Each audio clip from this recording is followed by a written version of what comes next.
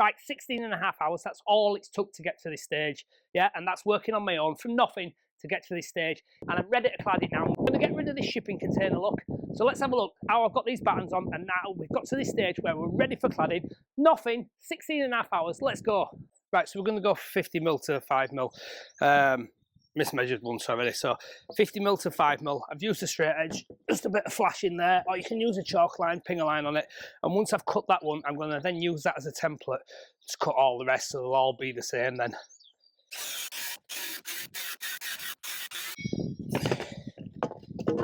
So there you go, that's my first furring. Basically it's just a wedge-shaped bit of timber which will create the gradient on the roof.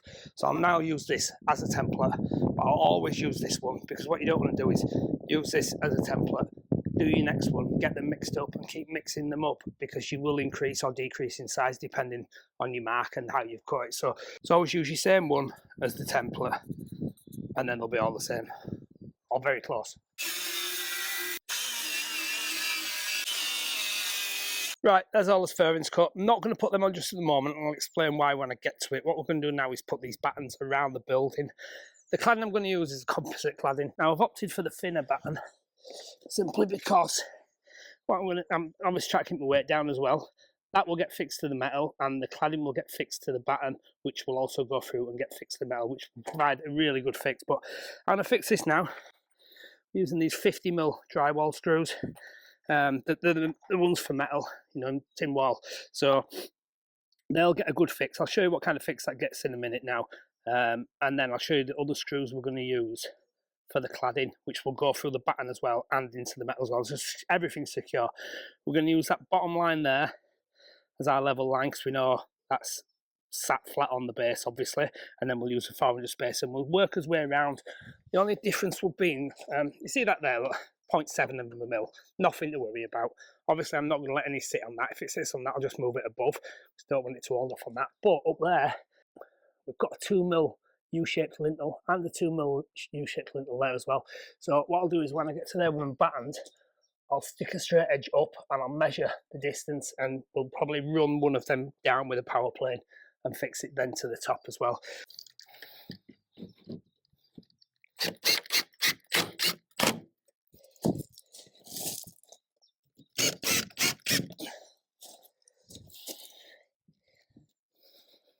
What we're going to do as well is just watch this, look. See how it just keeps spinning, yeah, because it doesn't get like a grip like it would on wood. So what we will do is, every so often, it's a bit hard to do one-handed, we're going to send one in at an angle that way, send one in an angle that way, and that way it'll stitch it together like that, and there's no way it can pull off then. But like I said, the cladding I'm using has got like a lip on it, so I'm going to use these screws for the cladding, wafer thin head, and they'll go through them, that batten and the cladding and into the metal, which will double fix it if that makes sense. Now these screws get a far better fix if you send them through at a fairly steep angle. See, that will keep driving in all the way, that one. So either stitch them like that or send them through at an angle, but their cladding is going to double fix it, if that makes sense. Right, so I've got all my battens on all the way around, yeah? And obviously cut them out for the window and cut them out for the door. What I've decided to do up there is sit that one in between the two lintels, and then I'm going to fix another one to the top, because if you remember from before, there's a full insulated panel there. There's no fixing to get to there, but there is a fixing to get to there. So that there will be the same distance as that when that goes on. If that, you know, rather than holding that off 2mm, if that makes sense. Do you know what I mean? So I'm going to fix one straight to there, which will be equivalent to it going to there. What I've just realised, I've picked up 2 different boxes of screws. They're 60mm. They haven't got the full thread shank on, which you need. The 50mm have gone in lovely at an angle, pulled in really tight, but these 60s, because you haven't got the full thread on, they're sticking out. So as it happens, I'm going to have to nip off and get myself some more 50mm full thread ones. Right, so I've left them sticking over like that all the way around. What I'm going to do is send a screw through just like that there, and then cut that off. It's a lot less likely to split if you've got a bit of tin past where your screw's going to go through. So I'll screw that into there, tie that into there, and then I'll trim all them off as well. Right, furrings. So I've been round and I've put another perimeter batten all the way around. I won't be fixing my cladding in that though. This is just so I can get my furrings in line with my cladding, it will all become evident when I start putting the cladding and the roof on, because we're not having no overhang on this.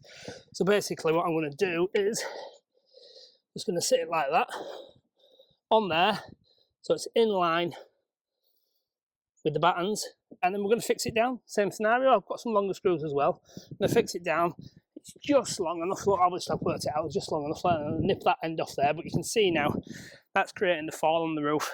Right, so there you go. That's your furrings down. Look, you can see obviously the slope of the roof now. 50mm to about 5mm there. 400 centres, screwed down with plasterboard screws, the metal drywall screws, and that is solid. It's absolutely bulletproof. You can see there I've siliconed the joint lines just in case any moisture builds up in under the roof at all. I don't want it to seep through, so they're sealed. That's all sealed. That's all fixed down. That's ready for boarding and rubbering, but first of all we're going to have to put the cladding on first, simply because I want this. There's going to be no overhang on this roof, so we're going to clad it first, and then we're going to put our trims around first, and we're going to have our halo LED light as well around there. Something I've not seen done before, so we'll give that a whirl and see how that goes.